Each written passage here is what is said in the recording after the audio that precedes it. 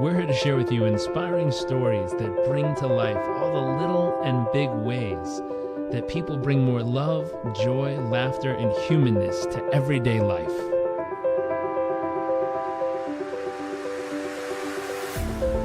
Our focus is the hunt for those little moments that refuel the human soul and reminds us what life is really all about. I invite you to sit back, enjoy the moments, enjoy the stories, the adventures, and the journeys.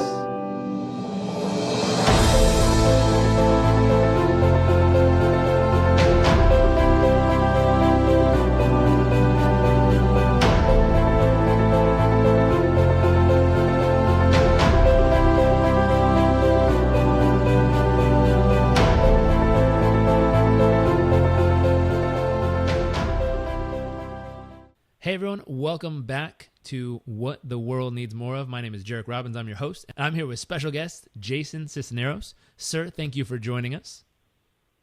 My pleasure. Thanks for having me, brother. Jason, in getting started, I would love to know, what do you believe the world needs more of? Such a great question, and I'm glad I had exactly 5.5 seconds to think about it. But immediately what comes to mind for me, what the world needs more of, and it's something that I talk about consistently, is we need more transparency mixed with forgiveness. Wow. And transparency in our world, we live in a world where people are still trying to hide the things that the mistakes that they've made. We live in a world where transparency, people's emails, and I mean all kinds of things are being sort of shown out there in the world for people behind the scenes.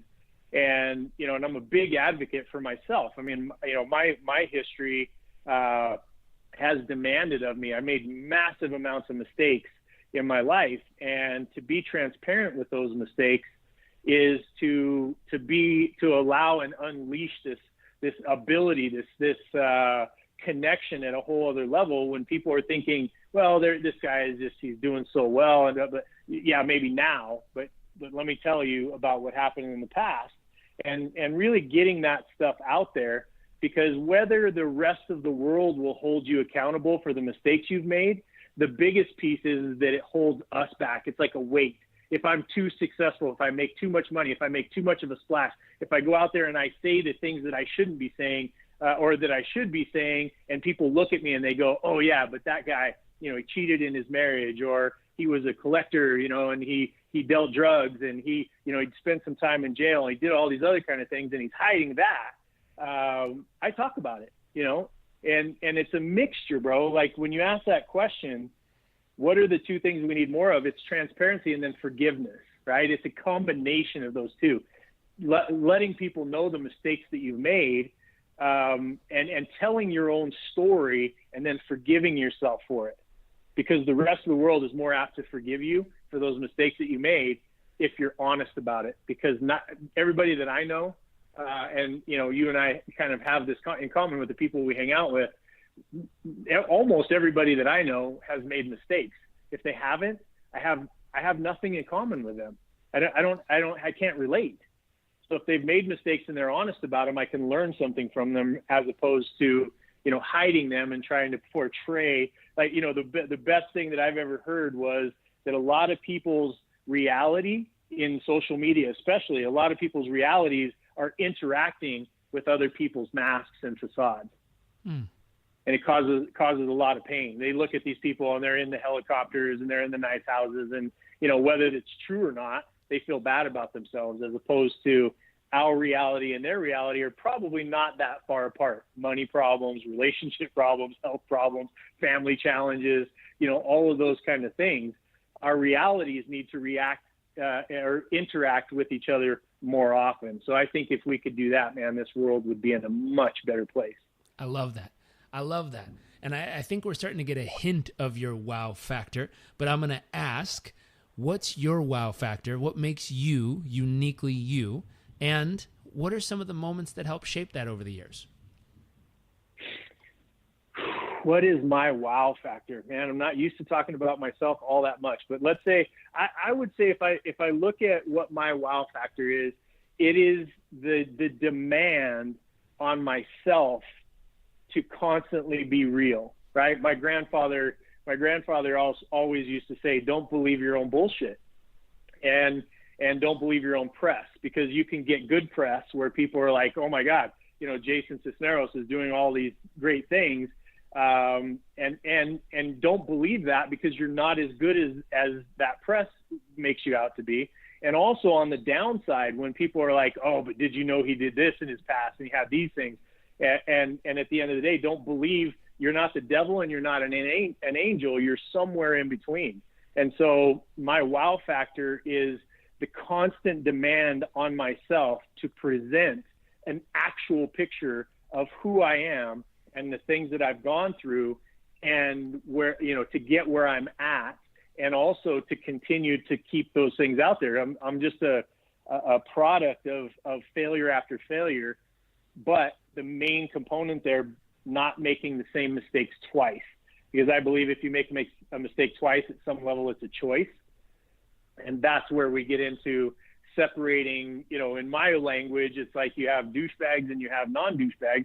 Douchebags are people who make mistakes that hurt people, know they're hurting people, and continue to do it because there's something in it for them, as opposed to, the misfits in the world, which are, they make a mistake, they pay the price, and they don't make that mistake again, because they're in constant evolution to be the best that they can possibly be, right? The best version of who we are, so that we can live out our potential, which is, in my opinion, is to take all of those lessons to be able to serve other people. And that's where I find real joy. So I think that's my wow factor, brother. I love it. And what are some of the moments that shape it? Obviously your grandfather was part of it. What other moments really helped shape that? Yeah. My grandfather was a big piece of it. And it was, my story, and again, I tell my story not for my own sake, but just to let people know, because I think they talk about being an example or a warning. And I think that my life has been a very good example of both, right? And some of the moments that shape it were being adopted very young by an adopted father who was very, very abusive to me and my mom, and went to prison when I was 17 for attempted murder of me and my mom. Was a bad dude, broke my nose 18 times between the time that I was adopted and the time he went to prison. And so I started stepping in front of my mom to take her beatings from, around 7 years old. And that really helped shape me into somebody who, as you know, I do a lot of work in the philanthropic world, and my first one and my most passionate one is for abuse, to help abused women and children. And it was that moment where he was trying to destroy me for whatever reason of things that he was going through. He was trying to destroy my spirit, and all he did was strengthen a beast of service, because now I know that our lives can be over in a snap of a finger. And so I don't take any moment for granted. And I also know that I was put in the position that I'm in to take those beatings and to deal with that upbringing, so that I could protect those people that are vulnerable, to talk to those men that think that beating their women is a cool thing, and to put these women and children in safe places away from those men. So, those moments of growing up, not knowing why this man, and I didn't know he wasn't my real father until I was 17, till the night that he was sentenced, my mom told me. And, which was a very, very good moment for me as well. To know and understand, okay, he's not actually my father, he's not actually my father. And so who I am from this point forward doesn't need to be informed by the last 17 years of my life and the examples that I gave. It's an open choice. So there's those moments being, traveling with my grandfather. My grandfather would come and pick me up. I'd be beat up so bad sometimes that I get locked in my room, because my eyes were, swollen shut and whatnot. And he would come and kidnap me and, just take me, and we would go live in the woods for as long as we could. And just, being around him and to see this is the example of a good man. And this is somebody who loves unconditionally, and listening to his wisdom, as opposed to this other radical thing this other radical example I had in my adopted father, which was, if somebody's in your way, you deal with things with violence. It's with anger. You're never, you can't question me because I'm never wrong. And if you do question me, I can put you physically in harm. I can hold a gun to your head. I can hurt you because you're weaker than I am, and those types of things. So, lots of moments that shaped me, brother. And one of them was being in the presence of your father, where I went to one of his events and he shook my hand, and I told him, I said, I'm going to pay you back for this. And this was one of those moments where I was living on a beach. I was homeless, had gone through a bunch of stuff, and I ended up putting together enough drug money to go to a UPW, and got on stage and got to shake his hand. And I said, I'm going to pay you back for the life that I know you've transformed. And he stepped back and he looked at me and he said, I believe you. And it was one of the first times in my life, brother, that I felt like somebody that I admired actually believed in me. And I know he wouldn't remember the moment. I know he couldn't pick me out of a crowd after that moment, but it meant the world to me, in that somebody believed in me. And now it was time to make good on that promise. To be able to pay back meant not put money in his pocket, but to spread real joy and real opportunity around the world, and to really reach into other people's lives instead of being focused on myself all the time. So those are some of the moments. I mean, you and I could be here for a couple of days, brother, but those are some of the ones that really stick out in my mind. I love them. They're very special moments in life, and we can certainly see how they've helped mold you into the man and force for good that you are. Speaking of moments, what's a moment that made you feel incredibly humble? Oh, moments that I felt incredibly humble. I'll tell you, it was on a trip, and there's three that really popped to mind, but one of them was the position that my life is put. I'm financially doing well. I have an ability to make an impact in the world, and really all of the hard work and the struggle, which we have to, all of us, your listeners, everybody that's listening to this, they have to, the biggest struggle that we all of us are ever going to have is that battle that we have between us and the person in the mirror. And to reach a moment, there was a moment on a trip, and it was an undercover mission to go save some underage sex slaves in a foreign country. Also involved your father. I won't get too much into the details of it, but he was there, and we were all undercover, and we were there, and we ended up rescuing 36 little girls and putting 11 traffickers away. And I was sitting in that moment. I'm surrounded by law enforcement. I'm surrounded by other guys who decided to put their lives on the line. I'm surrounded, your father's there. We're sitting there all on this mission. None of us should have had to be in that position, to be putting our lives on the line, to be able to rescue little girls that should have never been put in a position that they're in, to be utilized by the scum of the earth. And to sit there and to think to myself, whatever problems that I thought I may have had, for the challenges that I think that I had in my life, and the stupid things that I got into arguments with my loved ones, and to sit there and compare being locked in a room, chained to a bed, and to be used for $60 a time to have men have sex with these little girls. It was incredibly humbling, brother. So I'm trying not to get too emotional about the experience, because it was humbling to say, I put myself in a position to serve, and here we are serving men and women combined that didn't have to be there, but were there, and really looking to ease suffering for these little girls. It's something that changed my life. It's something that made me realize how insignificant most people's actual problems are, and how much power everybody listening to this right now has to impact people who actually need us, that are actually vulnerable. So you know, got a little bit, you know, deep there for a second, but it was a humbling moment for me to be chosen to be there, to have been chosen and have to chosen myself to be able to be in that position. It was really humbling. That's special. Thank you for deciding to step up for those people in need. You bet, brother. That's amazing.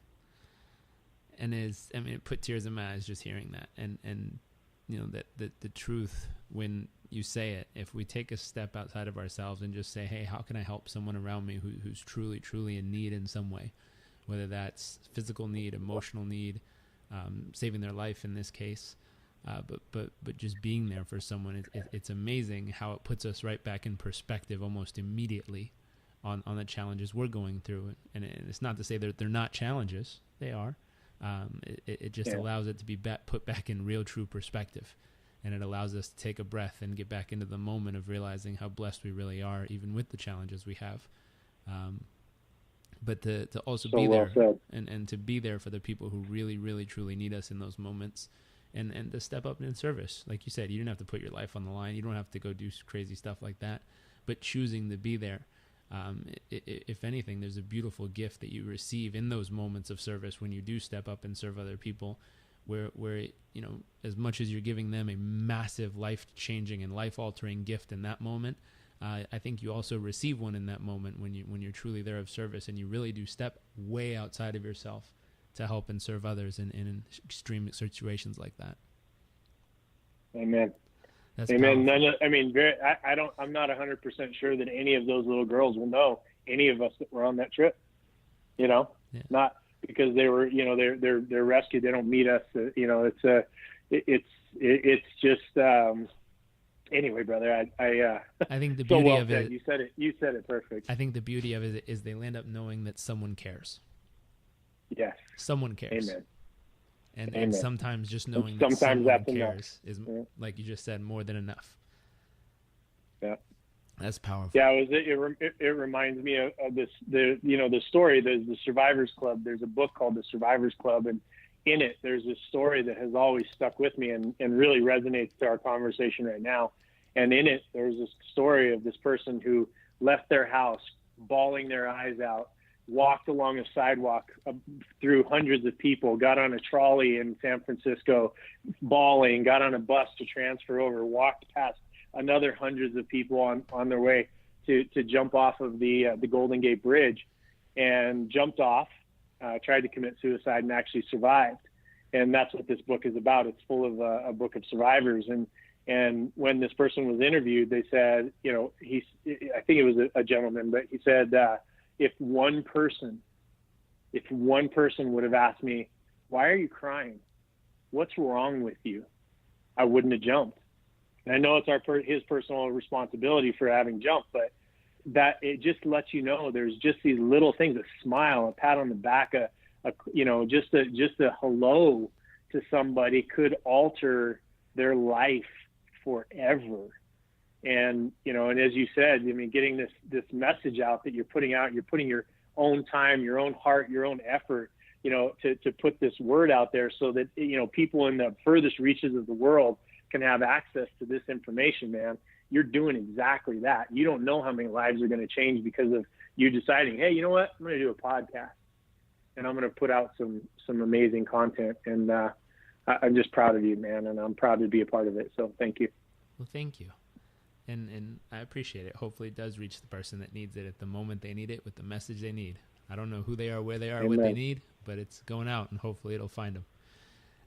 But you love them and I love them, and they will feel that shit throughout time and distance. That's true. That's true. I think it brings us to our next thought, which is, what's an awe-inspiring moment? I'm sorry, that was our awe-inspiring moment. You teared me up, and now I'm seeing things funny on my side. Okay, next one. I think we were on Incredibly Humble still. Okay. I'm not sure we had it on awe-inspiring yet. Well, you threw me off. I got deep thoughts and feelings over here, and I can't even figure out what number we're on. So let's go with the awe-inspiring moment. What's an awe-inspiring moment? You might have had to pick your jaw up off the ground because of it, but something that just put you in a pure state of awe.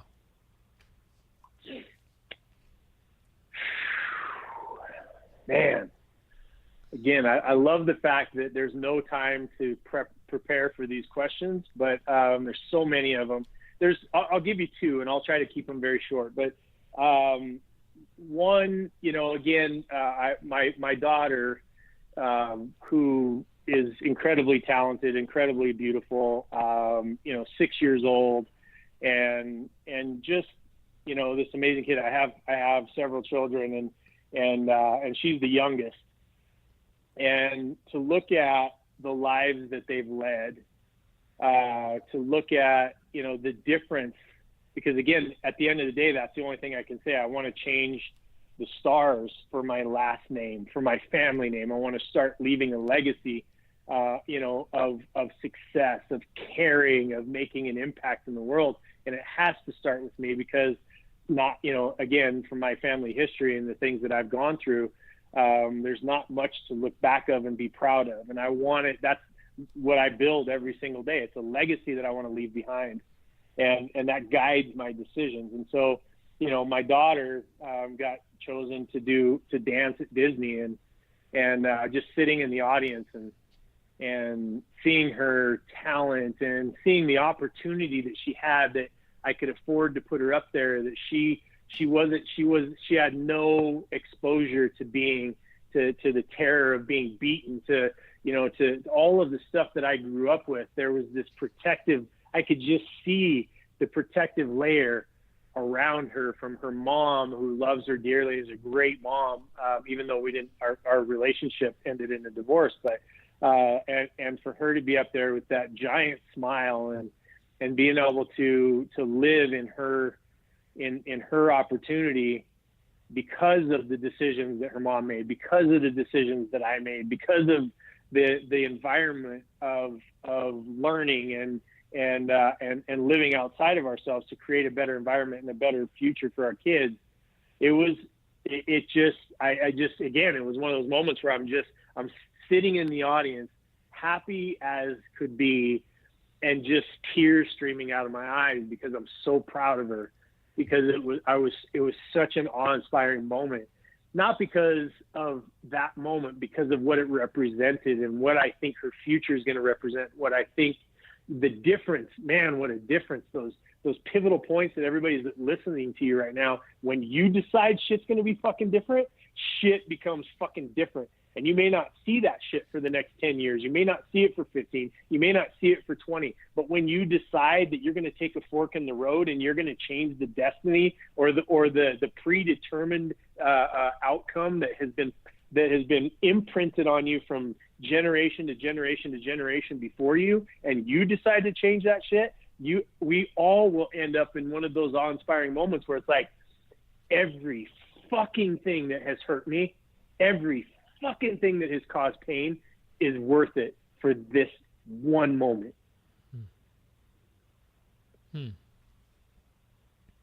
I can feel that. It's all the things you've been through, all the terrors, the tortures, the pains, the suffering, the frustrations, the moments, to be able to share the ability for your little girl not to have to go through those.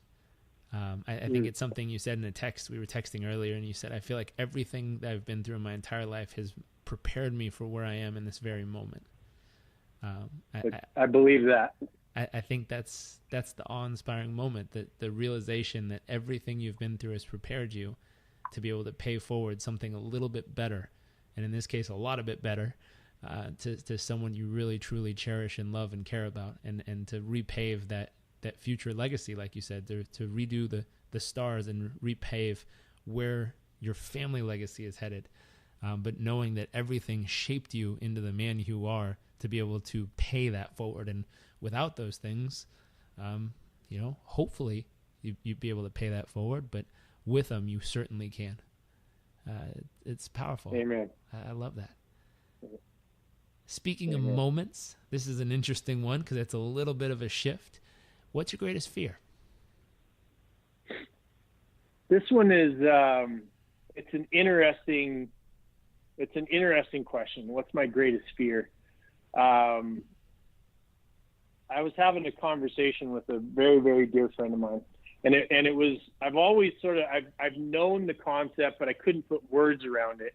And his name's Sean Barnett, and we were having a conversation. We were talking about this thing called shadow mission, right?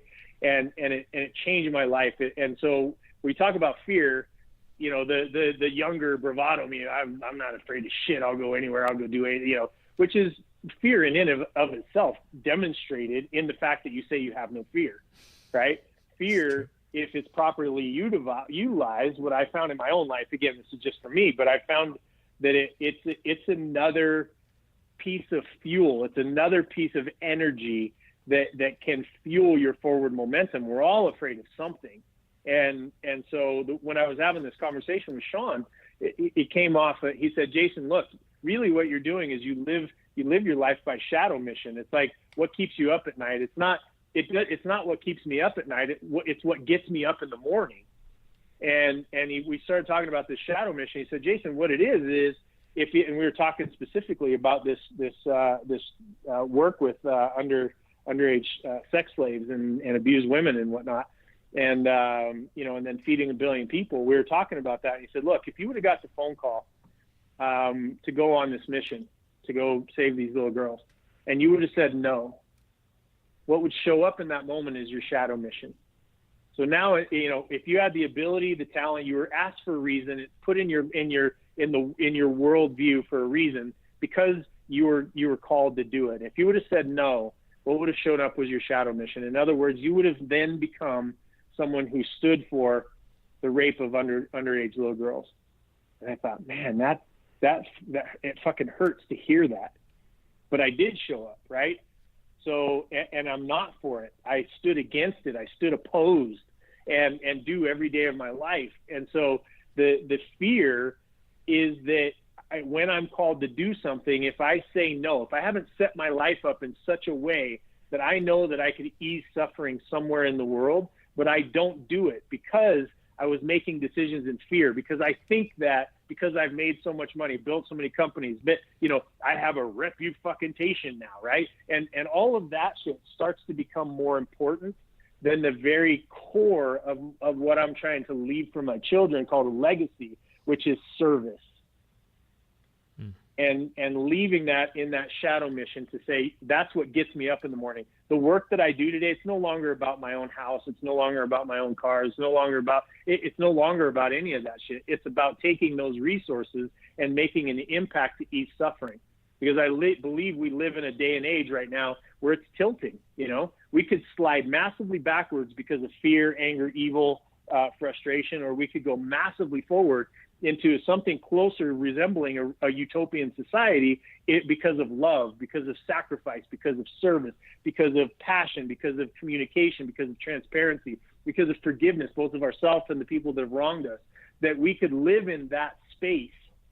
That's what I get up doing every morning. And every night when I fall to bed, I feel exhausted that I gave everything that I had against that shadow mission, that I've done everything Jason can do for that 24-hour, 10 or 12 or 18-hour period of time. I gave it everything that I had.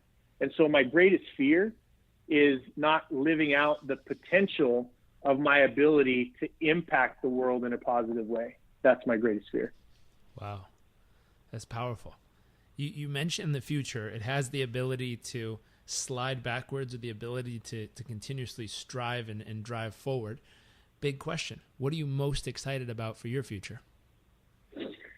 Oh, brother, this is a good one. What am I excited about? There's a lot of things I'll do my best. I'm trying to frame this in the framework of anybody listening to this. What I'm excited about is that the life that I have designed to this point, the life that I see in the future, is directly impacted by my strategic approach to life.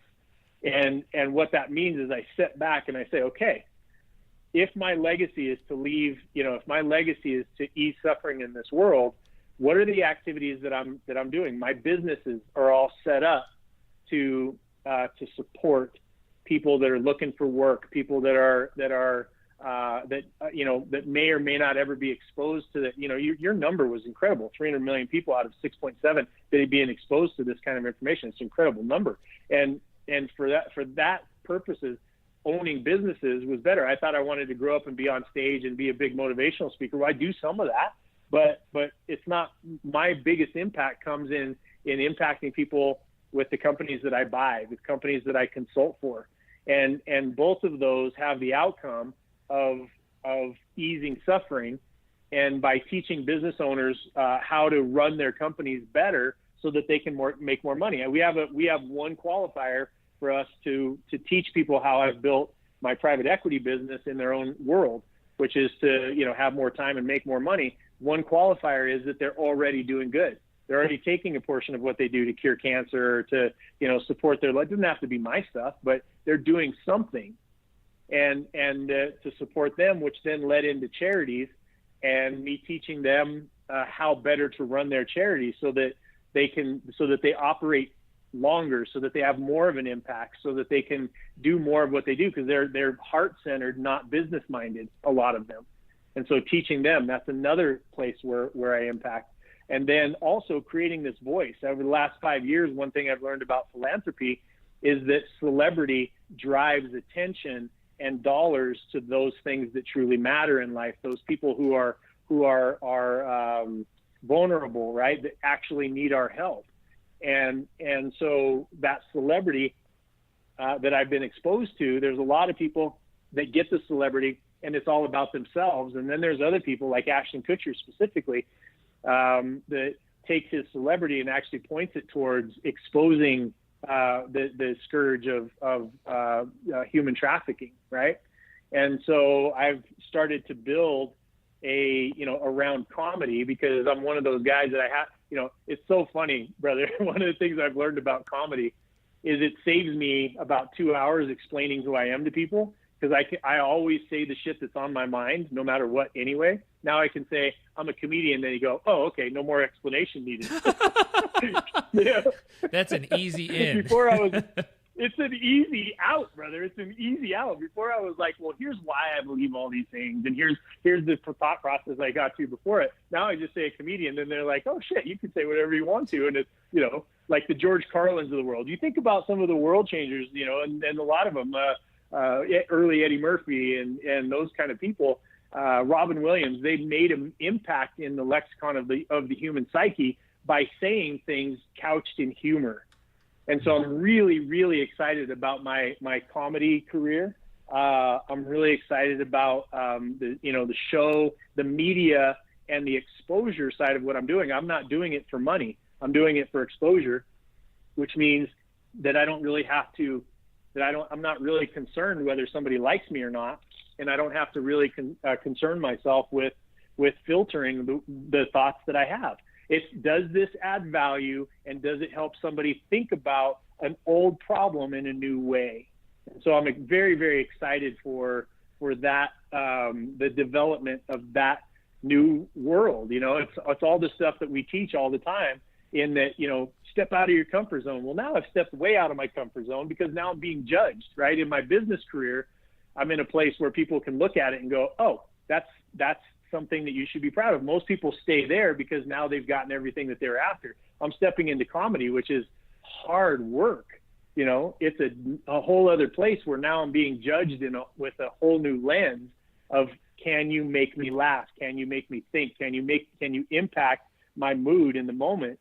And it's totally uncomfortable. It's something I'm not a professional at, but I'm excited about it. So I'm really excited about that direction of my life.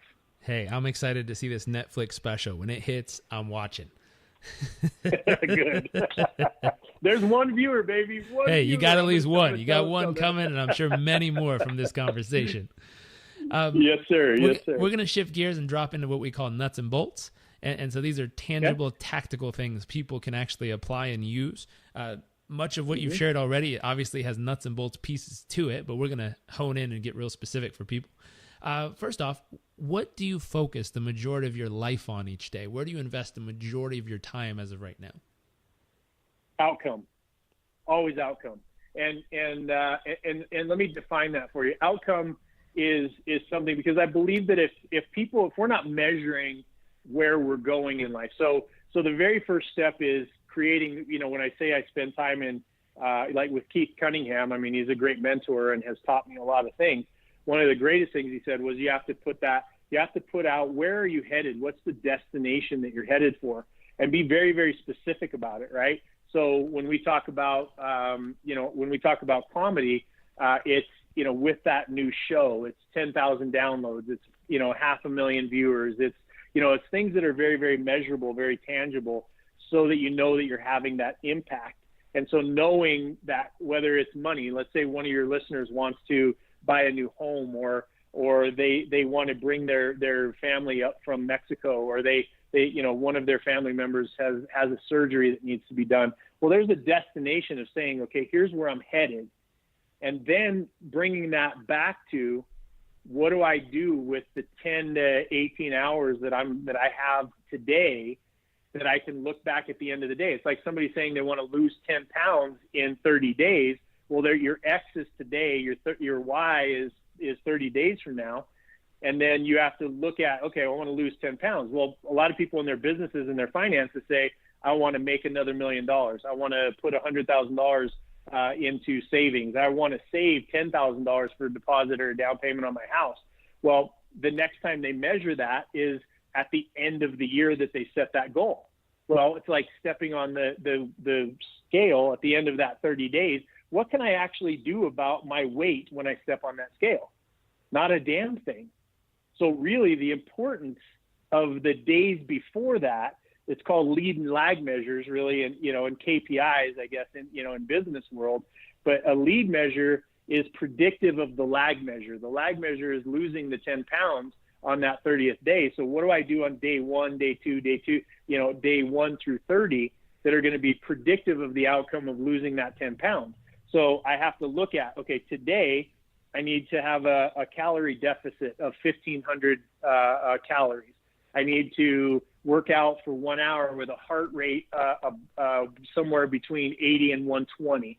I need to make sure that I drink a gallon of water, and I need to make sure that I get a good solid 7 hours sleep, of which 4 of those hours need to be in deep REM, right? And so all the repairing is going on, and it's not that difficult to figure out. It's just find 4 items that are predictive of your outcome. And if you find something else that's that will speed up or better solidify that, or better yet, lose 10 pounds in 15 days, well, then do that thing. But it's in constant measurement, being really clear about the outcome, setting a date on it, and then measuring where you are hour to hour if you're going to be really specific, but at least day by day. And so those are the nuts and bolts about this thing called progress, which is, you probably have this drilled into you more than anybody. Progress is the whole key to happiness in life. Progress is never by accident, right? Which it can be. You can be successful on accident. In fact, in business, this happens a lot. People are successful with one company and think that they're magic, and then they go about the next 5 to 10 years of their lives losing all the money that they just made in a successful company because it was on accident. So everything with intention, everything with measurement, and focusing your time on, am I currently in the activity that is predictive of the outcome that I stated for myself? And relaxation and travel and enjoying your family and sleep and recreation are all part of that. You just have to know where it is, and it can't be out of balance. I love that. And with all of this, with measuring, knowing your outcome, being locked in, really making sure you properly invest those 10 to 18 hours a day, constantly, and checking those KPIs, checking those measurements, making sure that you're making progress and inching forward and going to arrive at the destination on time like planned. What makes you a success at this? Or a better phrase is, what's the key to your success at all this? The key to the success is keeping the one thing, keeping the outcome, the end result of my life, because on the path, I mean, even in losing that 10 pounds, you know, you're going to be like, oh, I want a piece of cake, or, you know, I'm going to have a sweet coffee, or, you know, something along the way. It's like, well, my commander's intent, you know, the key to success is understanding that the commander's intent is out there, and that there's no such thing as a straight line to that. It's wandering, and not beating myself up. It's to be happy with where I am every moment, but never satisfied. And I know that's one of those fortune cookies that we've all heard, but there's a practical application to that in our day-to-day life that states that, okay, I can take a left turn. You know, I can get angry. I can sleep in. There's these things, but what we do is we say, when we go off of that path, we tend to go raging down that path because we went off path. We think, well, success just isn't meant for me. I'm not disciplined. I'm not the person this isn't meant for me. I'm just going to be one of these people that floats through life and I die and nobody cares about it. Well, it's leaving that room, and understanding that you're not, it's not a fail. It's just a temporary weave in your path towards your commander's intent. But you can't have that, your commander's intent, your destination. You can't have that continually marching forward, even if you step back every once in a while. You can't have that unless you have a clear picture of exactly that destination that you want. Know the address of the home, know the square footage, go walk through it, see yourself in it, like all of those things, and then do the damn work that is necessary for you to be able to advance towards making the money that you need for whatever that outcome is, and having the time to be able to enjoy it. That's what I would say is my key to success, is keeping the one thing, and being crystal clear about it, and then holding myself accountable, because nobody else will. Nobody's coming to save us, Jarek. You know that. That's right. That's one of the things. Nobody's coming to save us. So we got to do the shit ourselves. That's true. You got to step up, hold yourself accountable, and do the work. So the final Amen. question is, what's one actionable tip that can help others achieve and experience this kind of success in their life? You've given so many, but if we were to sum it up and say, hey, here's the one thing, keeping the one thing, what's the one thing that people could do if they left this show and they did this one thing that could help them experience and achieve that kind of success in their life as well?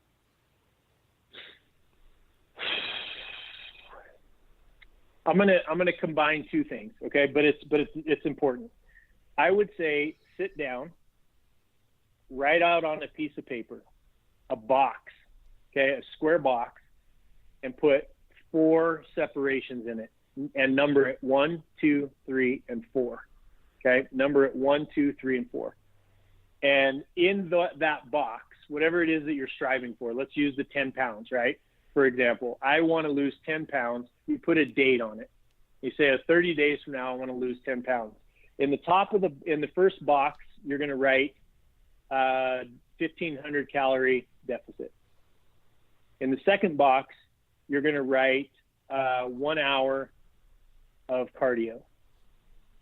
In the third box, you're going to say 7 hours of sleep. In the fourth box, you're going to say 1 gallon of water. Okay? You're going to do that. And then you're going to go about your day, and you're going to get those 4 things, because we all have things that are thrown at us. But what you're going to do is you're going to check off next to it. You're not even going to check it off. You're just going to put it at the end of your day. You're going to put a yes, I got 1,500 deficit. Yes, I did 1 hour of cardio. No, I did not get 7 hours of sleep. And yes, I did 1 gallon of water. And that's going to start giving you a score for your day. And you're going to add that up over a 7-day period of time. And then at that 7 days, you're just going to keep score for those 7 days each day. And on the 7th day, whatever it is, Tuesday at 5 o'clock, you set a time to measure yourself. Tuesday at 5 p.m., you go back and you look at, okay, what was my score? If I had 7 times 4 is 28, if I had the possibility of getting 28 yeses and I only got 15, right? Then that's about a 50-50 score. I know that I'm probably on track to lose 5 pounds instead of 10. And then you have a conversation with yourself or a team or somebody that's an accountability coach or something of that nature and say, all right, I got 50-50 this week. What could I do to bump that up? Instead of 15 yeses, well, how could I get 18 or 20? And just continue to march along that path and do that for a 30-day period of time, which then will create a habit of you measuring yourself, and it becomes like a game. And you say, okay, at the end of that 7 days, if I got any score over 20, then I can go to a movie that week, right? If I got under that, then I have to go run an extra mile when I've done my meeting or whatever it is. There's the carrot and the stick for yourself. But that's a hardcore, if somebody really, I mean, and this is what it boils down to. Everybody says they want more out of life. Everybody says that they want to advance their finances, their relationship, their health, all this other kind of bullshit. Well, if you did this one thing, it would transform your life because you become specific and it becomes measurable. You hold yourself accountable and you're keeping actual score on the shit that you say you're going to do with your life. I love it. I love it. It's powerful, sir. Time to keep score, people. Time to keep score. Time to keep score, baby. Well, thank you for joining us. It's been an absolute privilege to have you. I think I have a page and a half of notes over here. I've been writing everything down as fast as I could. Hopefully everyone listening, you have gathered much experience and knowledge and heartfelt insight and life and love and joy from this conversation as well. Thank you for everyone who's taken time to tune in. In the show notes, we're going to put more about Jason and how you can get involved with the different organizations he's mentioned and talked about. Feel free to pull those up and click those links and donate, show up, spread the word, share the message if you would. And Jason, one more time, thank you so much for joining us. Thank you, brother, for everything you're doing. Thank you for being an example. Again, anybody that's listening should be following you. And and I'm in awe all the time of how you express yourself and the example that you lead in the world, brother. And I'm honored to be your friend and really honored to be a part of your project here. Thank you for the opportunity. Of course.